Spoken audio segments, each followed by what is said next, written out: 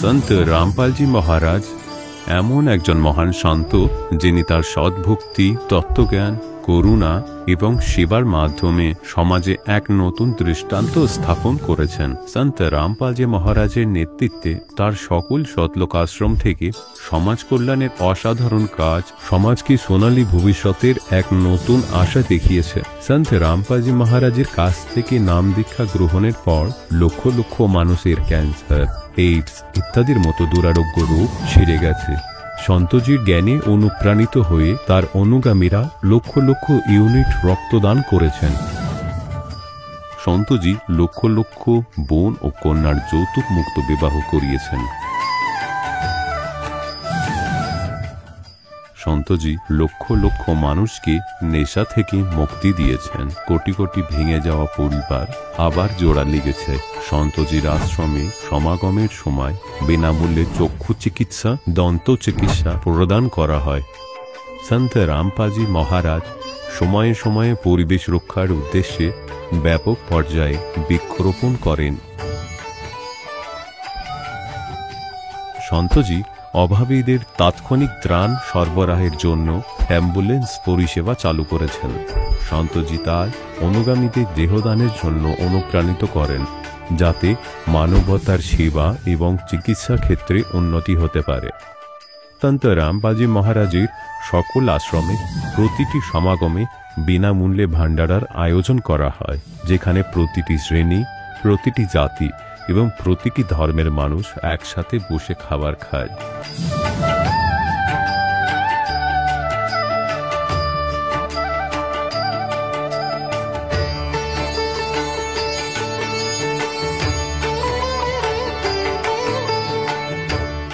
সন্ত রামপালজি মহারাজের আশ্রমে হাজার হাজার বয়স্ক মানুষ সম্মান এবং ভালোবাসার সাথে জীবনযাপনের সুযোগ পান। তাদের খাওয়া, থাকা এবং স্বাস্থ্যের সম্পূর্ণ দায়িত্ব সন্ত রামপালজি মহারাজ গ্রহণ করেন।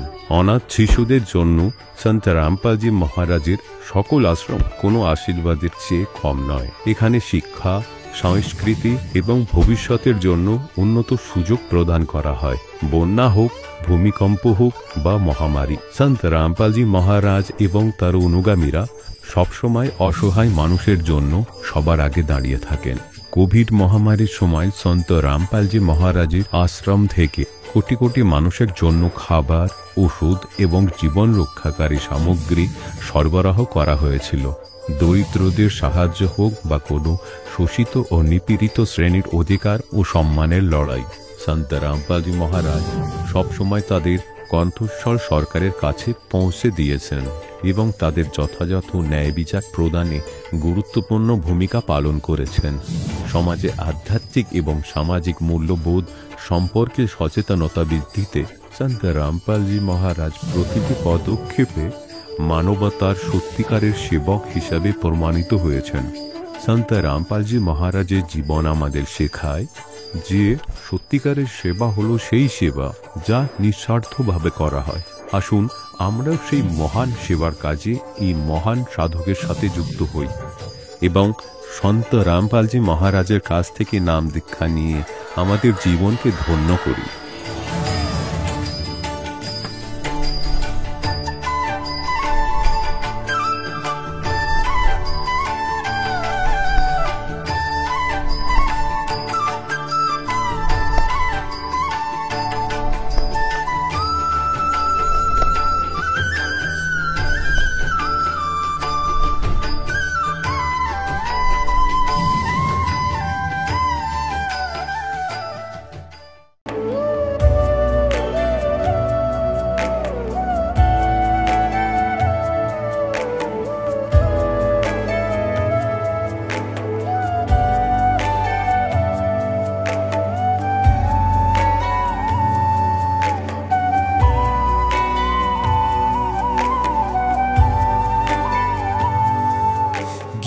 অধ্যায় 18 শ্লোক 62-তে ভগবান স্বয়ং বলছেন, হে অর্জুন, সেই পরমেশ্বরের শরণে যাও যার কৃপায় তুই পরম শান্তি এবং শাশ্বত ধাম অর্থাৎ শতলোক প্রাপ্ত করবি।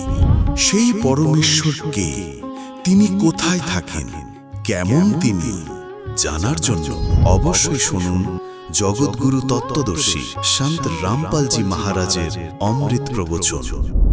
নমস্কার দর্শকবৃন্দ, আজ আমরা পরিচিত হব বিশ্বজিৎ পালের সঙ্গে। তিনি একসময় ভারতীয় সেনাবাহিনীতে কর্মরত ছিলেন এবং বর্তমানে একজন অবসরপ্রাপ্ত সেনা সদস্য। বহু বছর ধরে বিভিন্ন দেব দেবীর উপাসনা করেও তিনি মনে শান্তি পাননি, বরং মনে প্রশ্ন জেগেছিল আসল সত্য কি। এই অনুসন্ধানই তাকে মোবাইলের মাধ্যমে সন্ত রামপালজি মহারাজের জ্ঞানের সাগরে নিয়ে যায়। সৃষ্টি রহস্য, গীতা, বেদ, বাইবেল ও কোরআনের গভীর অর্থ উপলব্ধি করে তিনি সন্ত রামপালজি মহারাজের কাছ থেকে 2018 সালের নাম দীক্ষা গ্রহণ করেন। তারপর থেকে তার জীবন আমূল পরিবর্তিত হয়। শারীরিক সুস্থতা, পারিবারিক শান্তি এবং আত্মিক উন্নতি লাভ করেন। এই সাক্ষাৎকারে তিনি শেয়ার করেছেন কিভাবে তিনি শাস্ত্রসম্মত জ্ঞানকে যাচাই করে অন্ধবিশ্বাস দূর করে প্রকৃত পরমাত্মার শরণ নিয়েছেন। আশা করি তার অভিজ্ঞতা আপনাদের পথপ্রদর্শক হবে। নমস্কার স্যার। সৎ সাহেব। আপনার নাম? বিশ্বজিৎ পাল। আপনি কোথা থেকে এসেছেন? মুর্শিদাবাদ থেকে।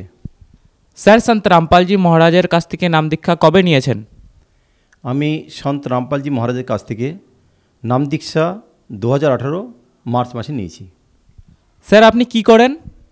আমি অ্যাকচুয়ালি ইন্ডিয়ান আর্মিতে কর্মরত ছিলাম, এখন আমি রিটায়ার্ড আর্মি। স্যার, সন্ত রামপালজি মহারাজের কাছ থেকে নাম দীক্ষা নেওয়ার আগে আপনি কি কি ভক্তি সাধনা করতেন? সন্ত রামপালজি মহারাজের কাছ থেকে নাম দীক্ষা নেওয়ার আগে আমি যেমন কৃষ্ণনজিকে সবচাইতে বেশি মানতাম, তারপরে সত্যনারায়ণের পূজা করতাম, দুর্গা মাতারও পূজা করতাম, কালী মাতারও পূজা করতাম, এবং হিন্দু রীতি রেওয়াজ অনুসারে যে সব দেবতাদের পূজা করা সবই করতাম আমি। স্যার, আপনি বললেন আপনি অনেকই পূজা অর্চনা করতেন, আপনি কৃষ্ণজিকে ইষ্টরূপে মানতেন এবং সত্যনারায়ণেরও পূজা করতেন। তাহলে সন্ত রামপালজি মহারাজের স্মরণে কীভাবে আসলেন? আমি পূজা তো করতাম হিন্দু রীতি অনুসারে এবং শ্রদ্ধা ভক্তির সাহায্যে, কিন্তু কোনো লাভ পেতাম না। কিন্তু আমার ভিতরে একটা আধ্যাত্মিক জ্ঞান যে ভগবান একটা ভগবান, সকলে বলে আল্লাহ ভগবান গড মালিক একটা, সে একটা কে, তার আমার একটা জিজ্ঞাসার প্রশ্ন ছিল যে ভগবানটা কে।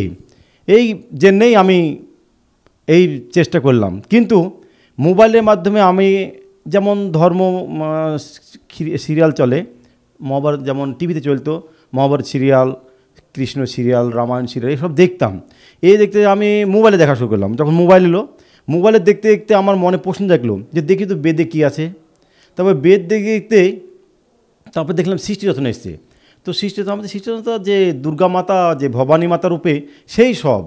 তবু দেখি কি আছে। তো সন্ত রামপালজি মহারাজের সৃষ্টিরচনা আমি ওকে করলাম। আমি জানতাম যে সব তো বাবা যেমন সব একই, সবই তো ভ্রষ্টাচারী, সব দুর্নীতিযুক্ত সব। তবু দেখি না কি বলছে। এই মোবাইলের মাধ্যমে দেখতে গিয়ে তারপরে সন্ত রামপালজি মহারাজের সৃষ্টিরচনা একবার শোনার পরে আমাদের না, এটা মনে হয় ঠিক জ্ঞান। তারপরে দ্বিতীয়বার আবার শুনলাম, বুঝতে পারলাম যে একটা ভগবান, সেই এক ভগবানের কথা বলছে, তার এই হবে। তৃতীয়বার আবার সৃষ্টিরচনা শুনলাম। শোনার পরে আমার মনে দৃঢ়তা হয়ে গেল যে এই ভগবান, এই যে বাবা, ঠিক কথা বলছে সন্ত রামপালজি মহারাজ। তখন আমি দেখা শুরু করলাম এবং জগৎগুরু তত্ত্বদর্শী সন্ত রামপালজি মহারাজের এই যে অমৃত প্রবচন আমি শুনতে লাগলাম। আমার কাছে সময় প্রচুর ছিল, 1 সপ্তাহ ধরে এই শুনতেলাম। 1 সপ্তাহ ভিতরে পরমাত্মা আমাকে সন্ত রামপালজি মহারাজ মোবাইলের মাধ্যমে যে যত সিরিয়াল এই যে বানিয়েছেন দেখতে দেখতে 1 সপ্তাহের ভিতরে আমাকে বেদ, বাইবেল, কোরআন এবং গীতার যে রহস্য, গীতা, সেটা দেখে দিলেন। দেখে আমি বুঝতে পারলাম যে না, হচ্ছে অরিজিনাল এই জ্ঞান। এই জ্ঞানের উপরে কোনো জ্ঞান নাই। কারণ আমি দেখলাম যে এই ব্রহ্মাণ্ডে গীতার ভিতরে যে রহস্য লুকিয়ে আছে সেটা কেউই জানে না, যেটা একমাত্র সন্ত রামপালজি মহারাজই জানেন। আর তাতে আমার একদম নিশ্চয় হয়ে গেল যে এই ভগবান আর এই হচ্ছে আসল গুরু, যেটা আমার তলাশ ছিল। তারপর আমি এনার কাছে নাম দীক্ষা নিয়ে এবার আমি ইন্ডিয়ান আর্মিতে কর্মরত ছিলাম। যেখানে ছিলাম আমি চীনের বর্ডারে ছিলাম। তখন জায়গাটা খুব খারাপ, তিল্লমে ছিলাম। এবার আমি বুঝতে পারলাম যে আমরা সবাই এই কালের জগতে আছি, কখন আমাদেরকে নিবে এক পলের এখানে ভরসা নেই। তখন আমি পরমাত্মার কাছে কাঁদতে লাগলাম, মনে মন কাঁদতে লাগলাম, হে পরমাত্মা, আমি তো এমন জায়গায় আছি কখন আমার মৃত্যু হয়ে যাবে। কারণ একবার নিচে যাবো, আসবো, মানে বহরের ওখানে যে মানে পাহাড়ে স্লাইডিং নামে, মানে ওখানকার পাহাড়গুলো হচ্ছে সে বালির পাহাড়, মানে পাক্কা পাথরের না। কখন বৃষ্টি হলে বা স্লাইডিং নামে, আর গাড়ি তো আমাদের অনেক গাড়ি নিচে চলে গেছে, যেগুলো কেউই বাঁচে না, ওখানে গাড়ি পর্যন্ত তুলতে পারে না। তো কিন্তু কখন মারা যাব, তখন এই দয়ালু পরমাত্মা আমাকে স্বপ্নে এসে নাম দীক্ষা দিলেন। যেমনভাবে নাম দেয় এখানে কম্পিউটারের মাধ্যমে, ওইখানে একদম পরমাত্মা সন্ত রামপালজি মহারাজ এবং কবির পরমাত্মা দুজনে এসে, কবির পরমাত্মা পিছিয়ে দাঁড়িয়েছিলেন, আর সন্ত রামপালজি মহারাজ সামনে এসে আমাকে, আমরা লাইনে অনেকগুলো দাঁড়িয়েছিলাম, এক লাইনে 6-7 জন মতো দাঁড়িয়েছিলাম। আমাকে গুরুজি এসে বললো, বেটা এই নাম জপো। আমি তবে ঠিক আছে, এই নামটা তাহলে লিখার দরকার, আমার তো মনে থাকবে না। এবার লিখবো কি, সকালবেলা উঠে এমন একটা হলো, ভোরে উঠে, মানে একদম ভোরে উঠে তখন আমি হাতিয়ার নিয়ে বেরিয়ে গেলাম, আমার আর নামটা মনে থাকলো না, কী নাম দিয়েছে। এইবার আমি বুঝলাম এই ভগবান আর আমাকে দর্শন দিয়েছে, তার মানে ভগবান ছাড়া কেউ নাই। তারপরে আমি আমাদের রেজিমেন্টে এক মানে নিরালা নামের ইউপি উত্তরপ্রদেশে বাড়ি, সে সন্ত রামপালজি মহারাজের স্মরণে 2009 থেকে ভক্তি করছেন। তাকে আমি ফোন করলাম, বলে এই নিরালা তো তোর গুরুজিকে? তো বলছে আমার গুরু তো সন্ত রামপালজি মহারাজ। বলে আমি নাম উপদেশ নেব। বলছে আপনি কী করে বললেন? বললাম আমার দেখা হয়ে গেছে, মোবাইলে আমি দেখেছি, আমি ও নাম নেব। তখন আমাকে ও নাম নেওয়ার ব্যবস্থা, এবং আসামের নাহারকাটিয়ার নামদান কেন্দ্রতে আমি সেখানে গিয়ে নাম উপদেশ, তারপরে আমার মানে সবই মানে যত প্রশ্ন ছিল প্রশ্ন আমার নিবারণ হয়ে যায়। স্যার, আপনি একজন রিটায়ার্ড আর্মি। আমরা শুনেছি সন্ত রামপালজি মহারাজজির স্মরণে যারা আর কি আসে তারা অন্ধশ্রদ্ধা ভক্তির কারণে আছে। আপনি এ বিষয়ে কি বলতে চান? দেখুন, মানে এই হচ্ছে লোকবেদ। মানুষের নিজের ভিতরে ক্ষমতা থাকা দরকার যে আমরা কাকে অন্ধভক্তি বলছি, অন্ধ শ্রদ্ধা ভক্তি কাকে বলছি, সেটা কে জানুন। নিজের ভিতরে ক্ষমতা থাকা দরকার যে আমার শাস্ত্র কী বলছে, গুরুজি কে, নিজের ভিতরে যাচাই করার ক্ষমতা না হলে আপনি কী করে বলতে পারলেন অন্ধ শ্রদ্ধা ভক্তি না? হ্যাঁ, তবে জগতের লোক যত ভক্তি করছে সব হচ্ছে অন্ধভক্তি বলে, কারণ এদের শাস্ত্র জ্ঞান নাই, শাস্ত্রতে কি বলছে সেটা এরা কেউ জানে না। আর যেটা সন্ত রামপালজি মহারাজ বলেছেন, আর সেটা মালিক আমাকে সেটা ক্ষমতা দিয়েছে মানে জানার মতো, সেদিন আমি বুঝতে পেরেছি, মালিকের স্মরণে চলে এসেছি। এটা অন্ধভক্তি না, এটা ভুল।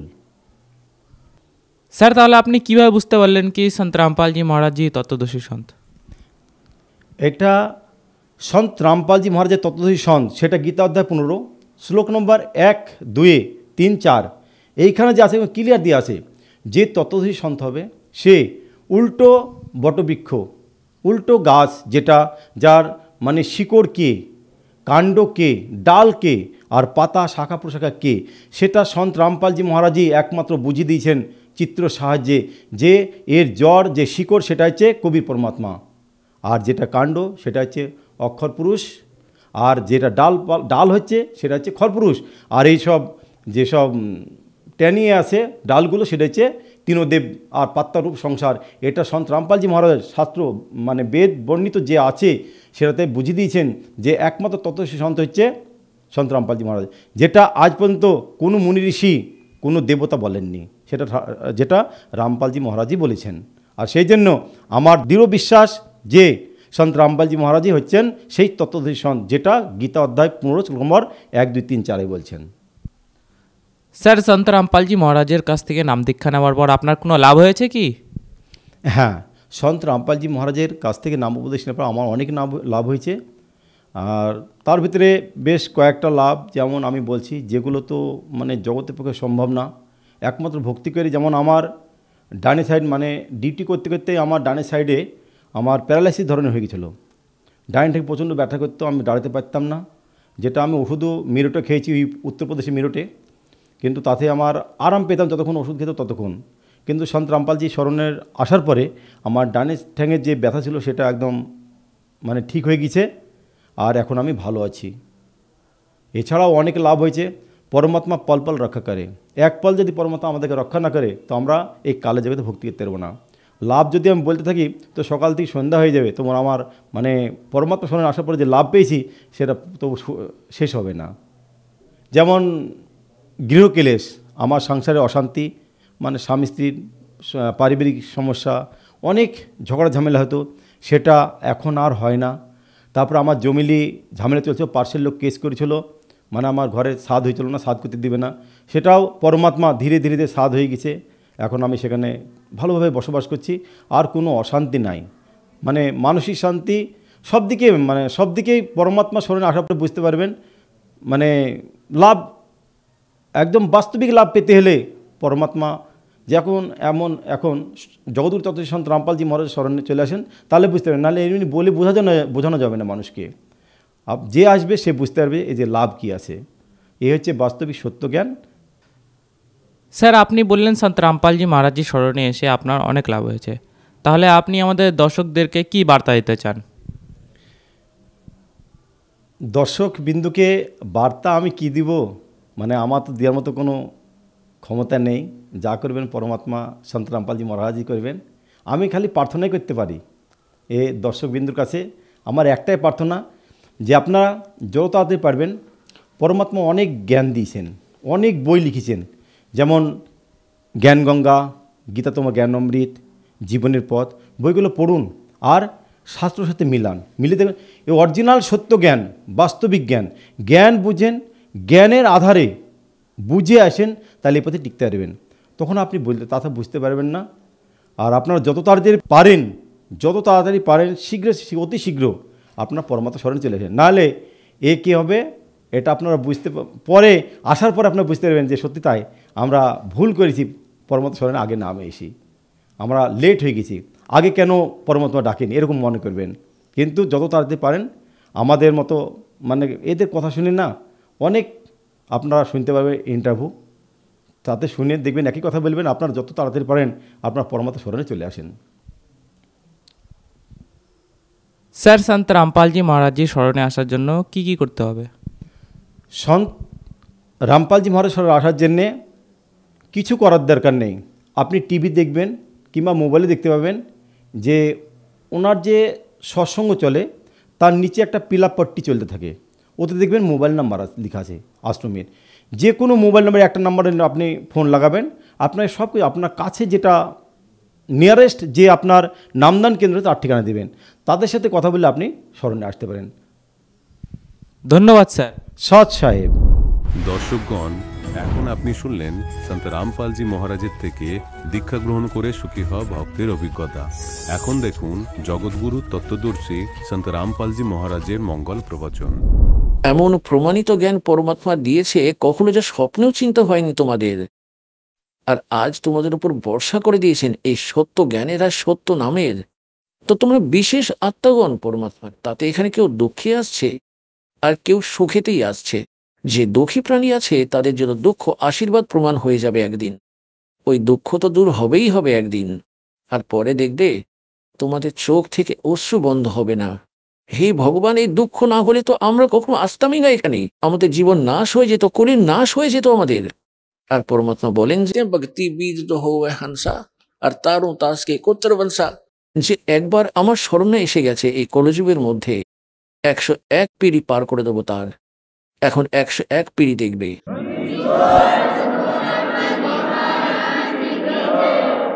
তো পুণ্যাত্মগণ কি বলছেন পরমাত্মা, যে आगे गए ना बावड़े रहते भी सब जा बिन साहेब की बंदगी कहीं ठोर ठिकाना ना। এখন এখানে মৃত্যু হয়ে গেল সেই প্রধানমন্ত্রীর বা মুখ্যমন্ত্রীর বা অন্য কোনো প্রাণীর বা মানুষের, সে তো এখান থেকেই গেল। ভালো পুণ্যকর্ম করে রেখেছে তো সে স্বর্গে, পাপ সঙ্গে থাকবে যতক্ষণ সদ্ভক্তি না করবে। আর পাপ পুণ্য দুটোই ভোগ করতে হবে কমপ্লিট। আর যখন আমরা পরমেশ্বরের স্মরণে এসে যাব ওই পরম সন্তের মাধ্যমে, পরে তার যে পাপ নাশ হয়ে যায়, তোমাদের তা ভোগ করতেই হয় না, কেবল পুণ্য তার শেষ থেকে যাবে। আর ওই পুণ্যকে তখন আমরা সঙ্গে নিয়ে যাব না, ওই পুণ্য আমরা এইখানের ওই ভগবানদের যারা এইখানের ইনচার্জ আছে আর আমাদের ওপর অনেক বেশি ঋণ হয়ে গেছে, এনাদের সৎসাধনা না করে যতক্ষণ আমরা পরমাত্মা কবিরজির পরমেশ্বরজির স্মরণে না আসবো, তো আমাদের দুটো কষ্টই, পুণ্য আর পাপ দুটোই ভোগ করতে হবে। আর আমরা পুণ্য সঙ্গে নিয়ে যাব না, কেননা এইখানে যতজন ইনচার্জ আছে, যেমন গণেশজি। কেননা আমরা এখানে পিণ্ড আছে, পিণ্ড মানে শরীর, আর এই একই ব্রহ্মাণ্ড রয়েছে। পুরো ব্রহ্মাণ্ডের এক মানচিত্র আছে এই শরীরের মধ্যে। আর যখন আমরা এখান থেকে চলে যাব, তখন আমরা এই শরীরেই রিহার্সাল হওয়া শুরু হয়ে যাবে। সব থেকে প্রথমে এই জীব মূল কোমরে চলে যাবে। ওখানে গণেশজি থেকে নো ডু সার্টিফিকেট নিতে হবে, ক্লিয়ারেন্স সার্টিফিকেট। আর আমাদের বহু যুগ ঋণ হয়ে পড়ে রয়েছে, আর এনাদের কাছে আমাদের ওই মন্ত্রের যা কামাই, যা পুণ্য দান ধর্ম করি, এই সব ওনাদের দিয়ে চলে যাব, আর এরা আমাদের মুকুব করতে থাকবে। তো এই প্রকার আমাদের পুণ্য আর পাপ নাশ করে দেবে পরমাত্মার এই মন্ত্র। তো আমরা পাপ আর পুণ্য দুটোই এখান থেকে ছেড়ে কেবল সৎনাম আর সার নামের ভক্তি নিয়ে সেখানে যাব। এই সৎ নামের মধ্যে 2 অক্ষর আছে, এক ওম এক তৎ। এটা গুপ্ত রয়েছে, যারা সার নাম প্রাপ্ত তারা জানেন। তো এই আমরা ওনাদের ভক্তি এইখানেই দিয়ে যাব, খরপুরুষ আর অক্ষর পুরুষকে, কেননা এনাদের লোক থেকে আমাদের পেরোতে হবে। আর তৃতীয় শতনাম যা সারনাম আছে, তার কামাই তোমাদের সঙ্গে আমরা সৎলোকে যাব। কেননা পুণ্যের আবশ্যকতা আমাদের এই জন্য হবে কি, ওখানে সুবিধা প্রাপ্ত করতে হবে। কোঠি বাংলোকার আমাদের আগে থেকেই রাখা রয়েছে সারপ্লাস। যেখান থেকে তোমরা এসেছো আর যেখানে তোমাদের এখন যেতে হবে, এখানে পুণ্যের কোনো দরকার নেই। ওখানে তো পূর্ণ পরিপূর্ণ রয়েছে, তোমাদের সমস্ত মহল, তোমাদের সব সুবিধা, তোমাদের উঠোনে বিমান রয়েছে। আর তোমরা ছেড়ে চলে এসেছো এখানে এই কালের সঙ্গে, আর কেমন এক দানার জন্য ঘুরে বেড়াচ্ছ। এখন গরিবদাস সাহেবজি বলছেন, उत्तर दक्षिण पूरब पश्चिम ये फिरदा दाने दाने नो, सर्वकला सतगुरु साहेब की हरि आने नो।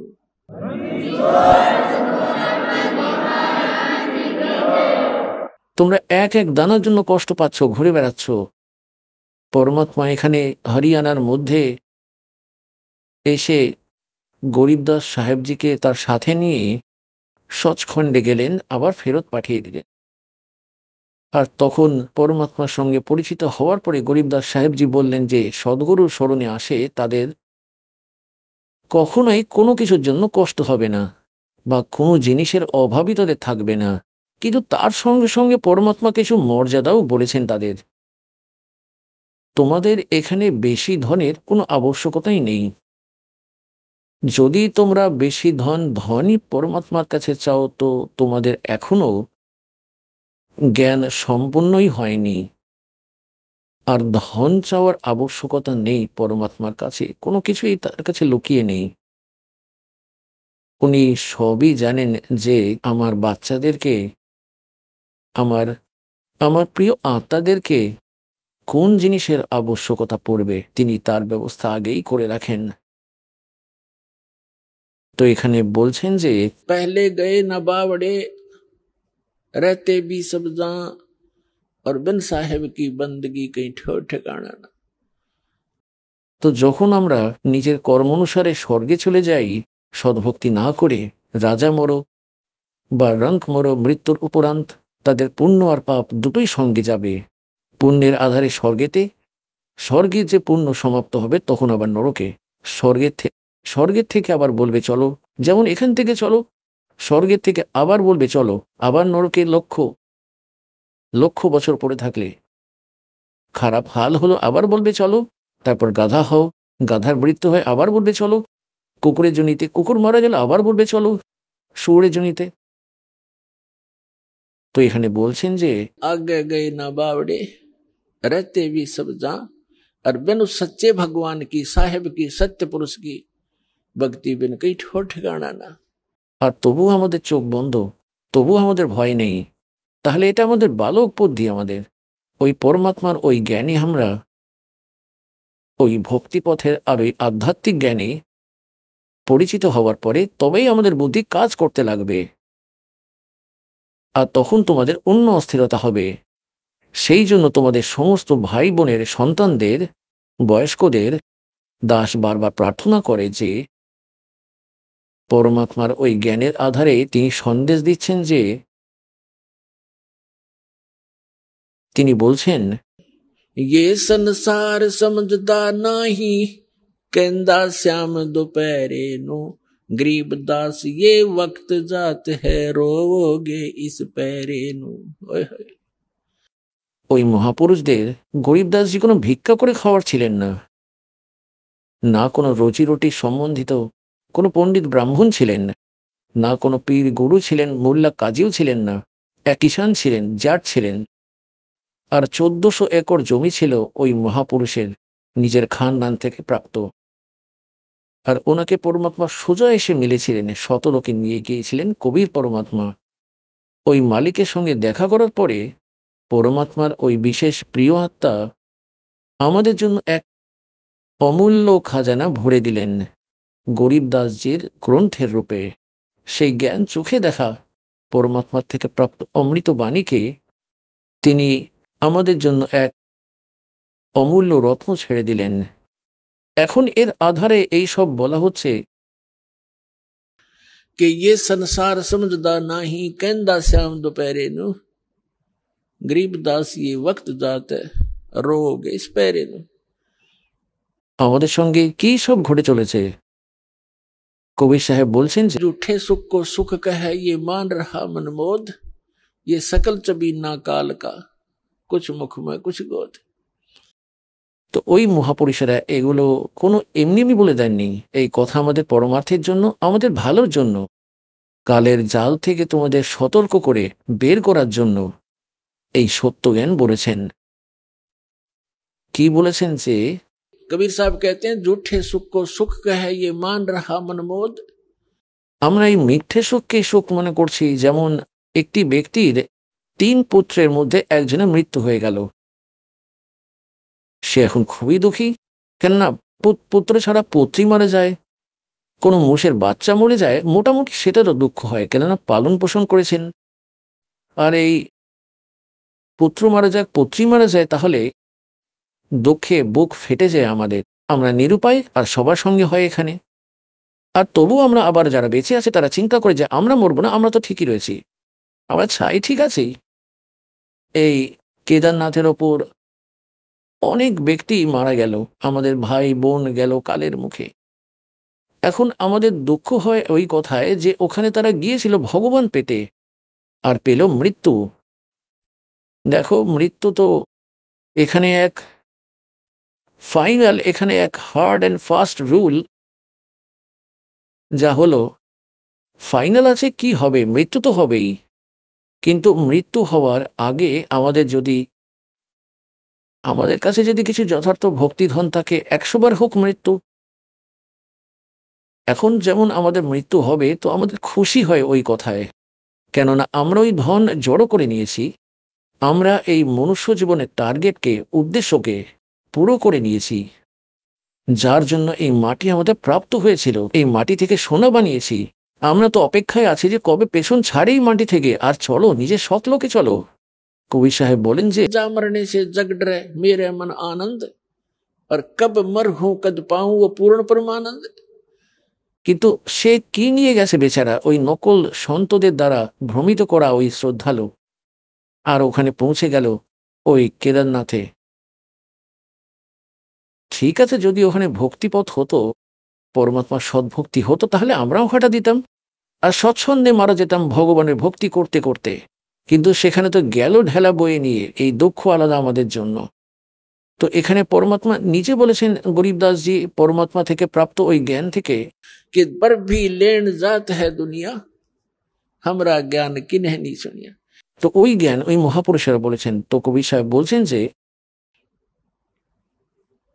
कि झूठे सुख को सुख है, আমরা একে অন্যের থেকে নিজেকে কম দুঃখী মনে করে সেই সুখকে তাকেই সুখী মেনে নিয়েছি।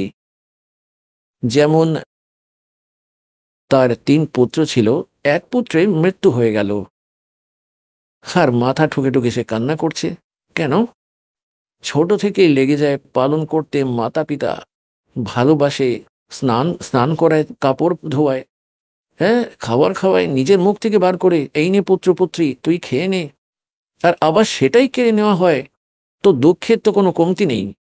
কিন্তু আমরা কিছুই করতেও পারি না, কেন আমরা নোংরা লোকে বসবাস করছি। তার একমাত্র সন্তান মারা গিয়েছিল, সে মাথা ঢুকে ঢুকে কান্না করছিল। শোক প্রকাশ করার জন্য ভক্ত, মানে এদিক ওদিক থেকে আত্মীয়রা, কোলের লোক আসছিল, খাবারও গলা থেকে নামছিল না তার। এর মধ্যে এক ব্যক্তি এসে যায় যার একটাই পুত্র ছিল, আর সে কিছু বছর আগে মৃত্যুকে প্রাপ্ত হয়েছিল। তো সবাই সান্ত্বনা দিয়ে বলছিল তাকে যে দেখো ভাই, এখানে তো মৃত্যু সবারই হবে, জানি না কার সঙ্গে কি হয়ে যায়, কার সঙ্গে কি ঘটনা ঘটে যায়, এখানে তো সবার সঙ্গেই হয়ে থাকে। দেখ ভাই, এর একটাই পুত্র ছিল আর তারও মৃত্যু হয়ে গেল। এখন এও সন্তোষ করে নিয়ে যে তুইও সবর করে নে আর খেয়ে নে এক আধটা রুটি। তো তাতে সে এখন সবুর হয়ে গেল। সে এখন সুখ অনুভব করলো যে হে ভগবান, দেখো এটা একটাই পুত্র ছিল আর সেও মারা গেল, আর আমার তো দুটো এখনো বেঁচে আছে। ব্যাস, তখন একটু পরে তার সাহস চলে এলো আর এক আধটা রুটিও খেয়ে নিল, তো ছাই সুখ হয়ে গেল। ব্যাস, এটাই সুখ মেনে নিয়েছি আমরা। পরমাত্মা বলেন যে উঠে সুখ কো সুখ হ্যায় ইয়ে মান রাহা মনবোধ। একজন ভক্ত বলছিলেন যে আমার কন্যা জন্ম নিল, আর ওনার কন্যার গুদা রাস্তা ছিল না, পাহাড় ভেঙে পড়ল দুঃখের। মেডিকেল কলেজে নিয়ে যাওয়া হলো, ওই ওয়ার্ডে আমার মেয়েকে অ্যাডমিট করা হলো। সেখানে 4-5টা কেস ছিল আরও এইরকমই। তখন আমার মনে একটু শান্তি এলো যে আরও আমার মতো আছে। তো ছাই সুখ হলো এটা। এতে কি সন্তানের গুদা লেগে গেল ওখানে যেতেই? উনি এমন দেখলেন যে আরও তো দুঃখী আছে, তো কোনো ব্যাপার নেই, ব্যাস এটাই সুখ মেনে রেখেছি আমরা। তো এখানে পরমাত্মা বললেন যে ये संसार समझदा नाही कहंदा श्याम दोपहरे नु और गरीब दास ये वक्त जात रोग इस पैरे नु। এই সময়কে মনে করে কান্না করবে যদি মনুষ্য শরীর হাত থেকে ছুটে যায় তাহলে।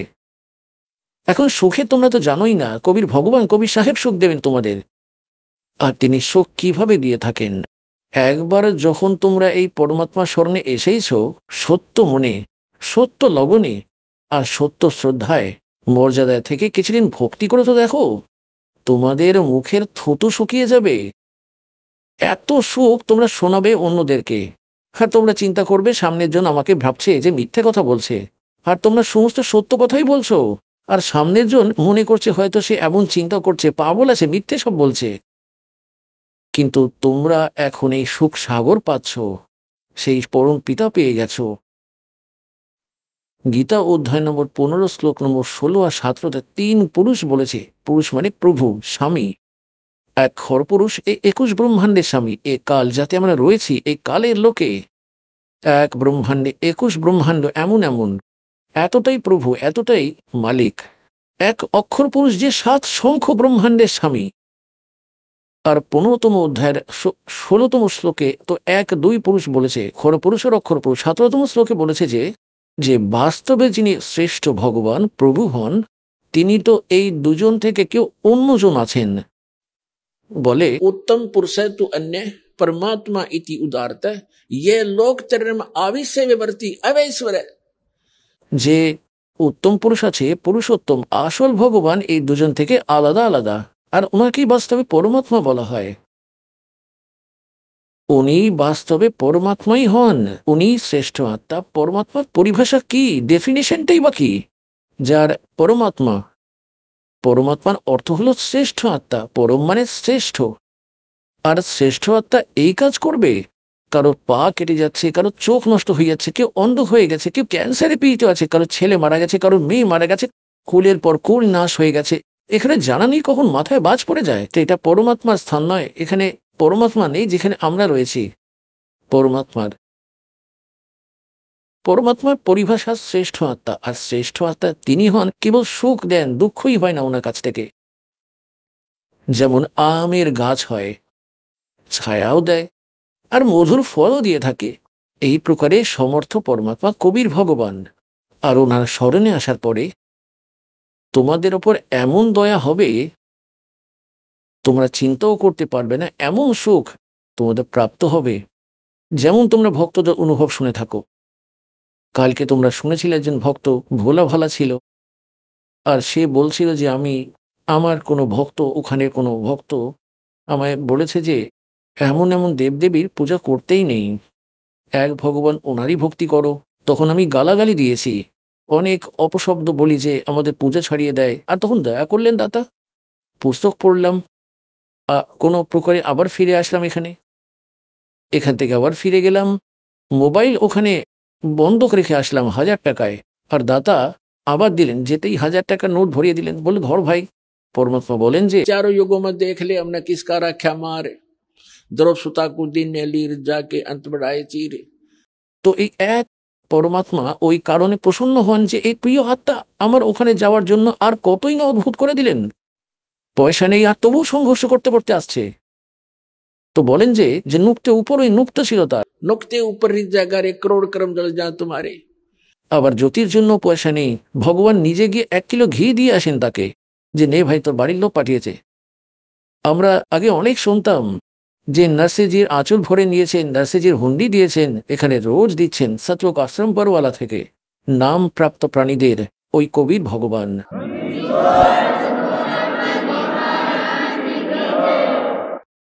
তো পুণ্যাত্মাগণ, পরমাত্মা তোমাদের উপর দয়া করেছেন, আর তোমরা বাস্তবে এক ধনভাগ্যী প্রাণী, যার এমন সময় মানব শরীর হয়েছে যে পরমাত্মা নিজের ওই খাজানা খুলে দিয়েছেন, যাকে এখন অবধি কাল থেকে বাঁচিয়ে লুকিয়ে চোখ লুকিয়ে এখন অবধি এনেছেন। এখন পুণ্যাত্মগণ, তোমরা দেখছো এখানে কেমন সাদাসিধে ভক্ত দেখা যায়। দাস গদগদ হয়ে যায় যে দাসের দ্বারা ওখানে দেওয়া জ্ঞান পরমাত্মার সন্তানেরা একেবারেই রঙে গিয়েছেন। এখন তাদের ব্রহ্মা বিষ্ণু মহেশ জ্ঞানে পরাজিত করতে পারবে না, তারা নিজেরাই হেরেই যাবে। এখন সেই অমূল্য জ্ঞান তোমাদের প্রাপ্ত হয়েছে। এখন পুণ্যাত্মগণ, सतगुरु आए दया करी, ऐसे दीन दयाल, बंदी छोड़ वृत्तास कहा, जठर अग्नि प्रतपाल। सतगुरु आए दया करी, পরমাত্মা স্বয়ংই সদ্গুরু হয়ে এখানে চলে আসেন। তোমাদেরকে দাস অনেকবার সদগ্রন্থ থেকে বেদ থেকে প্রমাণিত করিয়েছে যে সেই পরমাত্মা কেমন লীলা করে থাকেন, তিনি কোথায় থাকেন, তিনি কে, কেমন তিনি, কি করে পাওয়া যায় তাকে, আর তার কোথায় প্রমাণ রয়েছে। তো তোমাদেরকে ওই পরমাত্মাকে চেনানোর জন্য অনেক সমস্ত প্রমাণ জোগাড় করতে হয়েছে, যাতে পরমাত্মার বাচ্চা নিজের মালিককে চিনতে পারেন।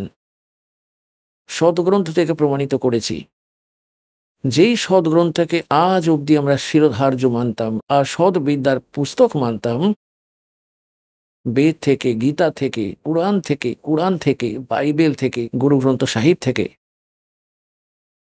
আর সঙ্গে ওই সাক্ষীরে তোমাদের সামনে ওই মহাপুরুষদের প্রমাণ সামনে প্রস্তুত করেছেন, যাদের পরমাত্মা মিলেছেন, স্বয়ং এসে সচখণ্ডে নিয়ে গেছেন, যেমন লীলা তিনি করেন। ঋগ্বেদ মণ্ডল নম্বর 9 সূক্ত 86 মন্ত্র 26 আর 87, ঋগ্বেদ মণ্ডল নম্বর 9 সূক্ত 82 মন্ত্র 1, 2, 3, ঋগ্বেদ মণ্ডল নম্বর 9 সূক্ত 20 মন্ত্র 1, ঋগ্বেদ মণ্ডল নম্বর 9 সূক্ত 94 মন্ত্র 1, ঋগ্বেদ মণ্ডল নম্বর 9 সূক্ত 95 মন্ত্র 2, ঋগ্বেদ মণ্ডল নম্বর 9 সূক্ত 96 96 16 থেকে 20, ঋগ্বেদ মণ্ডল নম্বর 9 সূক্ত 54 মন্ত্র 3, ঋগ্বেদ মণ্ডল নম্বর 9 সূক্ত 1 মন্ত্র 8 এবং 9। আরো অনেক সমস্ত প্রমাণ প্রত্যেক বেদেতে। তাতে লেখা আছে যে ওই পরমাত্মা উপরের লোকেতে এক রাজার সমান সিংহাসনে বিরাজমান রয়েছেন, আর ওখান থেকে এখানে আসেন কালের লোকে অজ্ঞানকে সরানোর জন্য, কেননা কাল ভগবান প্রত্যেক প্রাণীকেই পরমাত্মা ভুলিয়ে দিয়েছেন আর নিজে নিজেকেই প্রভু সিদ্ধ করেছেন, আর সব অজ্ঞান ভরে দিয়েছে প্রত্যেক জনের মধ্যে। এখন সবাই এই মরা আর বাঁচাকেই অন্তিম মেনে নিয়েছে, কেউ মরে গেলে তো মরে গেল, কোনো ব্যাপার নয়, আমরা তো বেঁচে আছি। তাই পরমাত্মা বলেন যে তোমরা কতদিন বাঁচবে, কখনো এটাও চিন্তা করা বন্ধই করে দিয়েছি আমরা। তখন তিনি স্বয়ং এসেই জ্ঞান করান, যে প্রমাণিত সদ্গ্রন্থে প্রমাণিত করান করে বলেন যে ওই পরমাত্মা ওখান থেকে গতি করে আসেন, মানে চলমান আসেন, ভালো আত্মাদের সঙ্গে সাক্ষাৎ করেন আর তাদের তত্ত্ব জ্ঞানের সাথে পরিচিত করিয়ে যান নিজের সাক্ষী বানানোর জন্য। তো তোমাদেরকে তোমাদের অজ্ঞানকে সরানোর জন্য, তোমরা নিজের পিতাকে জানার জন্য, যে তোমরা ওনাকে চিনতে পারো, সমস্ত সৎ গ্রন্থের জ্ঞান পরমাত্মাই দাসকে দিয়েছেন। আবার ওই মহাপুরুষগণের অনুভব, ওই মহাপুরুষগণের বাণী, যারা ভগবান পেয়েছেন ওনারা কেমন অনুভব করেছেন, ভগবান সম্বন্ধে কি বলেছেন, আর কি করে ওখানে গেলেন, কিভাবে পরমেশ্বর তাদের আবার পাঠিয়ে দেন ওপরের সব লোক দেখিয়ে, তা তোমাদেরকে সামনে রেখে দিয়েছি। তো এখন আমরা আমাদের এই পরমাত্মাকে চেনার যোগ্য হয়ে গেছি। প্রথমে তোমাদের শিক্ষিত করেছেন, না তো আগে শিক্ষাই ছিল না, আর এই শিক্ষার একদম দরকারই নেই আমাদের। এ তো বেঈমান বানায় আমাদের, অহংকারী বানায় আমাদের। এক ছোট মতো আধিকারিক হয়ে গেল, কেউ আইপিএস হয়ে গেল, কেউ আইএএস হয়ে গেল, কেউ এমএলএ এমপি হয়ে গেল, মন্ত্রী হয়ে গেল, প্রধানমন্ত্রী হয়ে গেল, বা কেউ ডক্টর ইঞ্জিনিয়ার হয়ে গেল। তাতে এতটাই অহংকার ভরে যায়, এতটাই আকর এসে যায়, আর মৃত্যু 1 মিনিটেই মৃত্যু হয়ে যায়, আর পরে গাধা হয়ে যায়, আর পরে বস্তা পিঠে কাঁধে নিয়ে কুমোরের ওখানে ছাই আসে এই জীবের। তো এই তত্ত্বজ্ঞানে আমাদের বুদ্ধি সেট হয়ে যাবে, আমরা জীবকে আমরা নিজেকেই জানবো, আর আমরা আমাদের নিজেদের যোগ্যতা সম্বন্ধে জানবো। তো আমরা আবার, তো এই জন্য আমাদের এই শিক্ষায় অনেক খারাপ করেছে, কিন্তু পরমাত্মা জানতেন যে এদের একবার খারাপ করা অবশ্যই দরকার। কেমনভাবে খারাপ হবে? তোমরা দেখছো কেমন পোশাক হয়ে গেছে হিন্দুস্তানে, আর আগে কেমন পোশাক ছিল। বকওয়াদি, বিনা কারণে এমন কার্টুন সেজে মেয়েরা চলাফেরা করে, কার্টুন সেজে ছেলেরা চলাফেরা করে, তাহলে কি একেই বিকাশ মনে হয়? কিন্তু মালিক জানতেন, আর আগে এদের শিক্ষিত করব, আর শিক্ষিত করে আবার এই ইনস্ট্রুমেন্ট, এই উপকরণ বানিয়েছেন, যেমন ইলেকট্রনিক মিডিয়া বানিয়েছেন, সিডি ডিভিডি বানিয়ে দিয়েছেন, মোবাইল বানিয়ে দিয়েছেন, ইন্টারনেট বানিয়ে দিয়েছেন, আর এই টিভি চ্যানেল বানিয়ে দিয়েছেন, যাতে আমরা সন্তানেরা ওই সদ্গ্রন্থে স্বয়ং দেখতে পারে নিজের চোখে যে কেমন হয় ভগবান, কোথায় থাকেন ভগবান, সেখানে কি করেন ভগবান, আর কোথায় এর প্রমাণ। তো এই জন্য এই উপকরণ পরমাত্মা দিয়েছেন, তোমাদের উপর দয়া করে রেখেছেন। তোমরা তো জানোই না এই পরমাত্মা কতই না চেষ্টা করে দেখেছেন তোমাদের জন্য, আর কবে থেকে ঘুরে বেড়াচ্ছেন তোমাদের জন্য। তোমরা তো ভাং খেয়ে পড়ে আছো এখানে কালের লোকে। কবির সাহেব বলেন যে গোতা মারো স্বর্গ মে আর যা পেঠু পাতাল, আর গরিব দাস ঢুঁড়তা ফিরুম আপনি হিরে মতিলাল। এখন দেখো, পরমাত্মা এক বাচ্চা বলছিল ভক্ত নিজের অনুভবে কিভাবে আমায় পরমাত্মা মিলেছেন আর কি করে এই পথ পেয়েছে। হঠাৎ টিভি দেখলাম, নয়তো গুজরাটে, আর গিয়ে গিয়ে বলবে এক একজনকে, কি আর কি করে বোঝাবে।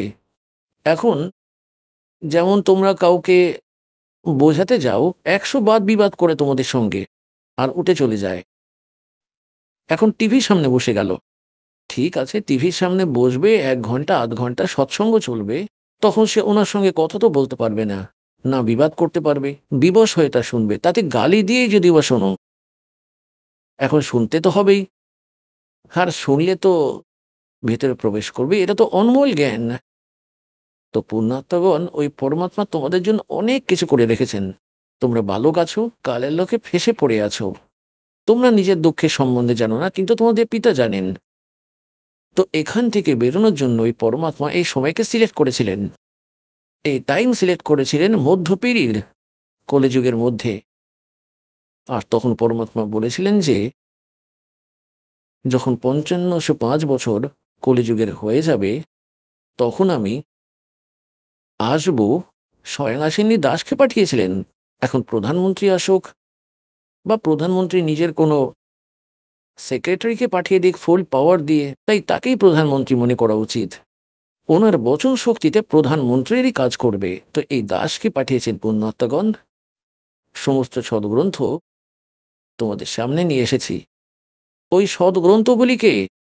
যেমন হিন্দুদের সদগ্রন্থকে আমাদের ধর্মগুরু হিন্দুরা বুঝতে পারেননি, না গীতা, না বেদ, না পুরাণকে।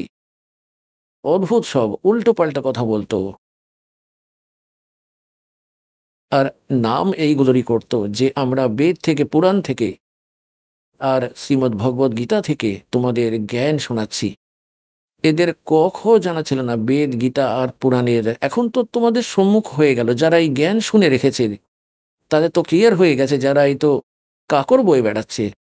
এমনই যারা কোরআন শরীফ পড়তো তাদের কোরআন শরীফের জ্ঞানই ছিল না। পুণ্যাত্মগণ, আমরা ভাষা জানতাম না। এটা কি ভাষা, লিল্লা লিল্লহ, ওগুলো আমরা এমন বুঝতে পারবো না।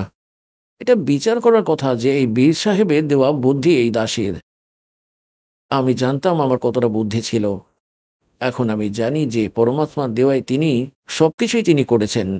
নয়তো এই ইলেকট্রনিক্স যে সিস্টেম বানানো হচ্ছে, টিভি, ইন্টারনেট, ডিভিডি আর কম্পিউটার, এগুলো মানুষ বানাতে পারবে না। এই মোবাইল ছোট ছোট বানিয়েছেন, এর মধ্যে পুরো ফিল্ম পরমাত্মার সৎসঙ্গ ভরে যাবে। 50, 100, 200 ঘন্টার ফিল্ম। তো পরমাত্মা দয়া করেছেন তোমাদের উপর যে আমার বাচ্চা, এই কালের লোকে এদের তো ব্যস্ত থাকতেই হবে, কেননা এরা তো কর্মপ্রধান।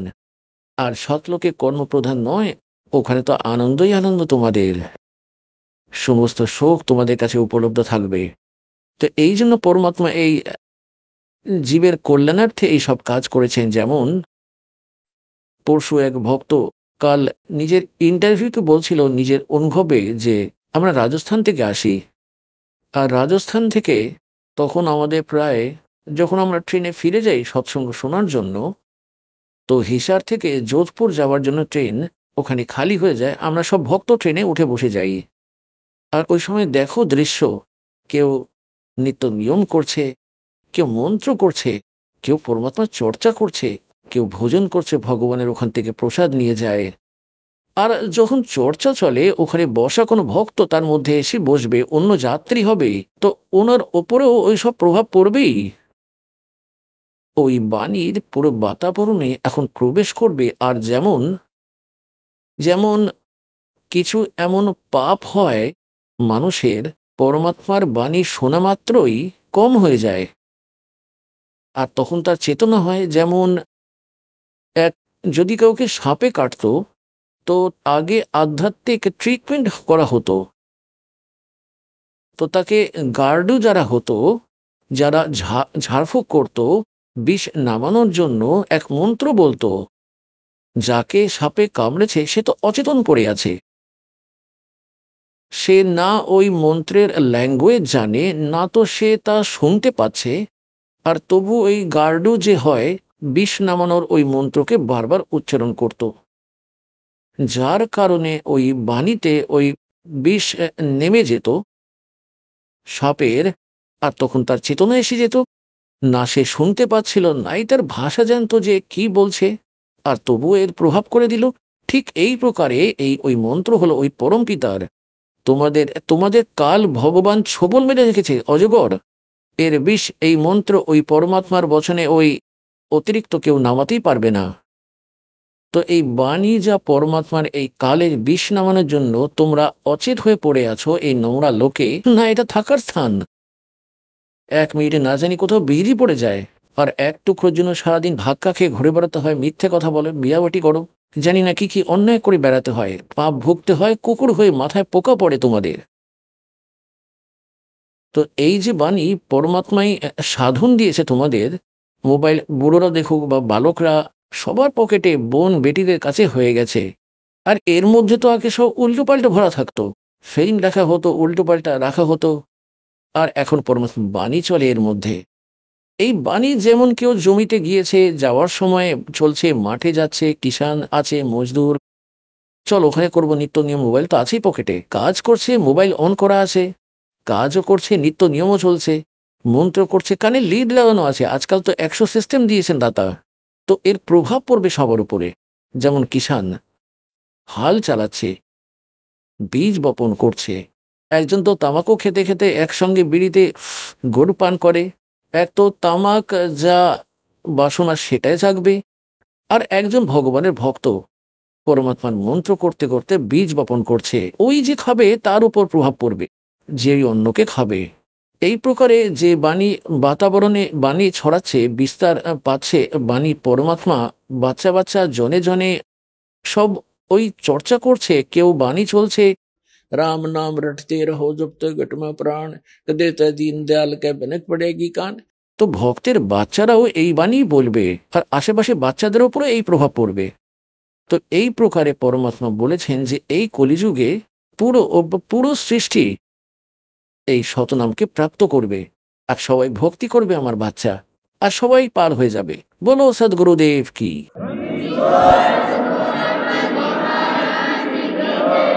তো পুণ্যাত্মাগণ, যতক্ষণ আমরা সদ্ভক্তি না পাই, সদ্গুরু না পাবো, আর পরমাত্মার জ্ঞান সঠিক না হবে, তা আমরা ডগমগই থাকি। আর পরমাত্মার পথ পাওয়ার পরে আমাদের দৃঢ় বিশ্বাস হওয়া উচিত। বলে ক্যা হোয়া হরি নাম লেনতে জব মন মে না বিশ্বাস। তোমরা নাম করছো আর পরমাত্মার উপর বিশ্বাস নেই, তো তোমাদের ভক্তি বিফলে যাবে, কোনো লাভ হবে না সেই নাম নেওয়াতে। এক ভক্ত, এক ছেলে, যুবক ছেলে, ওই দুই সন্তান, তার পত্নীও এসেছিল, সে পাইলট ছিল। এমন ও কথা বলছিল যেমন দাঁড়িয়েছিল আমার কাছে, আর কেউ বলছিল যে আমার এমন লাভ হয়েছে, এমন লাভ হয়েছে। আমি বললাম ঠিক আছে বাবা, এখন তো শুরু হয়েছে, আজ তুমি দেখতে যাও ভগবান আর কি কি সুখ দেবে তোমাকে। তো ওই ছেলেটা বলছিল, পাইলট বেটা বলছিল যে আমাকে কেউ এটা বলে যে আমার গুরুজির দাসের নাম নিয়ে আর সূর্যকে হাতে গ্রহণ করে নিয়েছেন, তাহলে আমি বলবো এটা কোনো বিশেষ কথা নয়, এটা তো সাধারণ জিনিস ওনার জন্য, উনি তো সবকিছুই করতে পারেন। তো পুণ্যাত্মাগণ, একটা দৃঢ় বিশ্বাস হবে তোমাদের উপর, তোমাদের ভগবানের উপরে, তখন তোমরা সফল হবে। এখন যেমন যতক্ষণ আমাদের এই যথার্থ জ্ঞান না পেয়েছিলাম, এই সত্য ভগবান না পেয়েছিলাম, তো আমাদের কেউ ফুসলিয়ে নিয়ে যেত যে এমন নয়, এমন ঠিক আছে, তো আমরা সেটাই মেনে নিতাম। যখন এই দাসের এই জ্ঞান প্রাপ্ত হলো আমাদের পূজ্য গুরুদেবের থেকে, আর এই নাম প্রাপ্ত হয়ে গেল, তারপর খুব ভক্তি করলাম। দয়া তো ওনারই ছিল, কারণ সদ্গুরু কৃপা করেন তবেই ভক্তি হয়। যে ভক্তি করতে পারে না, কাল করতে দেয় না, এ তো দাতা সঙ্গে থাকেন নিজের বাচ্চার, আর তবেই এ ভক্তি করতে পারে, নয়তো নয়। এতটাই জড়িয়ে রেখেছে, হাজার সমস্যা, হাজার টেনশন উৎপন্ন করে রেখেছে বিনা কারণে। তো প্রথমে সেই টেনশন সমাপ্ত করবেন, ভিতর থেকে সাহারা দেবেন, কেননা আমাদের ভেঙে রেখেছে, কাল একদম শেষ করে রেখেছে, পিছিয়ে রেখেছে।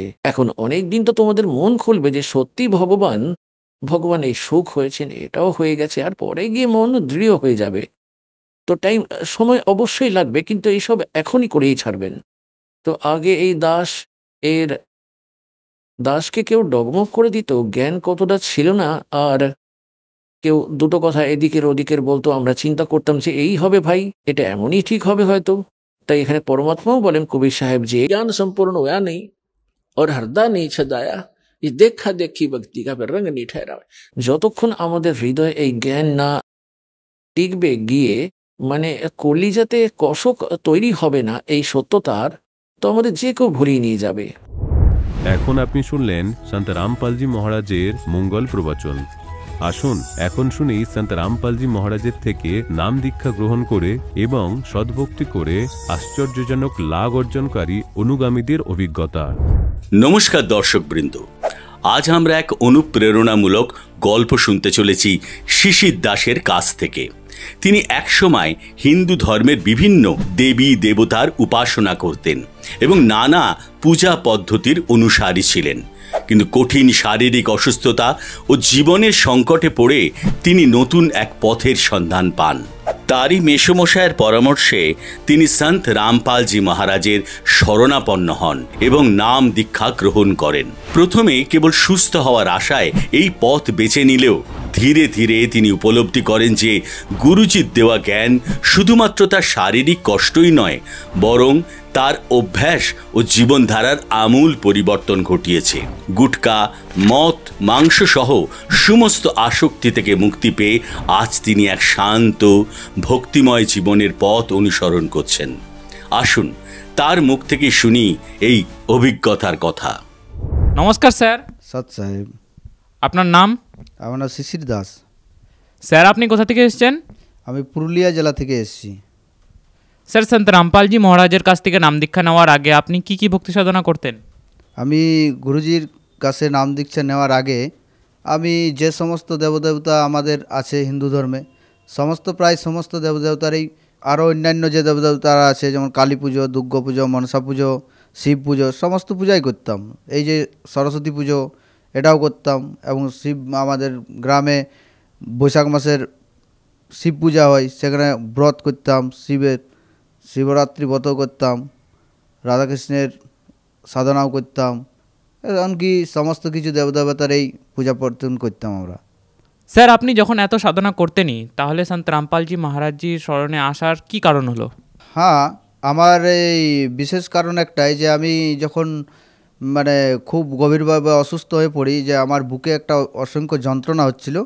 সেই যন্ত্রণাটা আমি প্রায় অনেক ডাক্তার এবং অনেক চিকিৎসা করাইছি। চিকিৎসা করার পরে আমার যখন ভালো হয় নাই, তখন আমি একদিন আমার নিজের মাসা আমার ঘরে এসেছিলো আমাকে দেখতে, মানে আর কি শরীর খারাপ হলে যেমন একজন আরেকজনকে দেখতে যায়, ঠিক আমাকে সেরকমই দেখতে এসেছিলো। আসার পরে আমাকে বলল যে বেটা এক কাজ কর, তুই যদি সন্ত রামপালজি গুরু মহারাজের কাছে যে নাম দীক্ষা নিস, তাহলে আমার মনে হয় এই বুকের ব্যথাটা তো ঠিক হয়ে যাবে।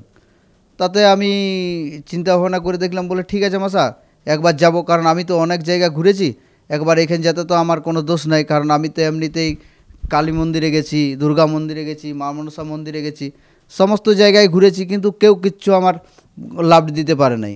কেউ বলতো 2টা ভূত আছে, কেউ বলতো 5টা ভূত আছে, ওরা নিজেই কনফিউজ থাকতো, আমাকে আর কি ভালো করবে। এখন আমি বুঝতে পারলি, তো বলি ঠিক আছে মাসা, আমি যাব একদিন। তাহলে মাসার সাথে একদিন আমি নামদান সেন্টারে যাই, এবং নামদান সেন্টারে গিয়ে অনেকক্ষণ ধরে ওরা আমাকে বুঝায়, ওরা জোর করে আমাকে কোনো চাপ দেয় নাই বা কি যে দীক্ষা নিতে হবে কি কোনো ব্যাপার, এইসব আমি নিজে প্রথমত কিছু বুঝতেও পারিনি। তারপরে দেখলাম যে জ্ঞানটা আমাকে জানালো যে দেখো বেদের জ্ঞান, 4 বেদে, 6 শাস্ত্র, 18 পুরাণ, এই সম্বন্ধে আমাকে অনেক পাতা খুলে খুলে দেখালো ওরা। তারপরে আমার মনে হলো যে না, যাই বলুক না কেন, বাঁচার জন্য হলো অন্তত দীক্ষাটা আমি নিই। আমি সত্যি কথা বলতে গেলে আমি দীক্ষা নিয়েছি জ্ঞান বুঝে, আমি দীক্ষা নিইনি, আমি নিজে বাঁচার জন্য দীক্ষাটা নিয়েছিলাম। আমার কাছে সেটা ইয়ার্কির মতনই ছিল, কারণ অনেক দেবতার কাছে তো আমি অনেকবার গেছি, তাহলে এখানেও সেটা আমার মনে হয়েছিল যে না, এখানেও সেরকম একটা কোনো লাভ হবে না, তবে যাও ট্রাই করে দেখি। ট্রায়ের মতনভাবেই আমি দীক্ষাটা নিই। দীক্ষা নেওয়ার পরে মোটামুটি কিছুদিন কেটে যায়, তারপর ধীরে ধীরে ভক্তি করতে করতে করতে করতে কখন যেন আমার বুকের ব্যথাটা ঠিক হয়ে গেছে, আমি নিজেও জানতে পারিনি। আমার এখন খুবই ভালো লাগে, আমি সন্ত রামপালজি গুরু মহারাজের কাছে মানে পরিপূর্ণভাবে লাভ পেয়েছি। এই যে আমার বুকের ব্যথা, এর চেয়েও আরও বড় বড় লাভ পেয়েছি। কেমন যেন আমার নেশা ছিল, গুটকা খাওয়ার নেশা, এমন গুটকা খেতাম যে সকালে সন্ধ্যা পর্যন্ত যে যা খেতামই, আবার রাত্রেবেলা দোকান বন্ধ করে দোকানদার, তারপর রাত্রে আমি রাত 10টা 11টার সময় গিয়ে দোকানদারকে উঠাতাম, ভাই আমাকে গুটকা লাগবে। তো দোকানদার বিরক্ত হয়ে যেত আমার কথা শুনে, আরে রাত 10টায় কে তোকে গুটকা দিবে? তা বলতে না, দিতেই হবে, আমার তো প্রচণ্ড এই সময় গুটকার তেষ্টা পাচ্ছে, আমাকে তো খাইতেই হবে। তো ওরা কিন্তু আমার মানে ক্লোজ লোক ছিল, তার জন্য ওরা আমাকে গুটকা দিত রাত্রিতেও। কিন্তু এই সমস্ত নেশা আমি গুরুজির শরণে আসার পরে আস্তে আস্তে আমার নেশাগুলো সমস্ত কেটে গেছে। এখন বলতে গেলে আমি কিচ্ছু খাই না, মদ না, মাংস না, এমনকি বিড়ি না, কিচ্ছু না, সমস্ত নেশা থেকে আমি অনেকটা দূরে আছি। তাই গুরুজির শরণে এসে আমি এই সমস্ত লাভ পেয়েছি। স্যার, আপনি সন্ত রামপালজি মহারাজজির স্মরণে এসে অনেকই লাভ পেয়েছেন। এখন যারা আপনাকে দর্শকরা দেখছেন, তাদেরকে আপনি কি বার্তা দিতে চান? হ্যাঁ, আমি ভক্ত সমাজদেরকে একটা কথাই বলতে চাই যে গুরুজির শরণে এসে নাম দীক্ষা নিয়ে যেন নিজের জীবন কল্যাণ করায়।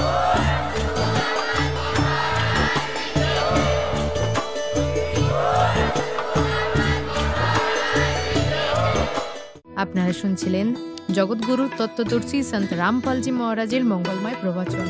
অধিক তথ্য জানার জন্য ভিজিট করুন আমাদের ওয়েবসাইট www.jagatgururampalji.org।